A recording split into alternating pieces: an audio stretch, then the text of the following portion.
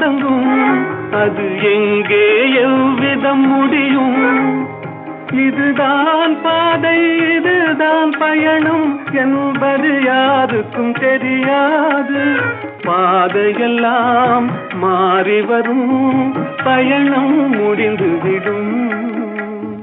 மாறுவதை புரிந்து கொண்டால் மயக்கம் தெளிந்துவிடும்.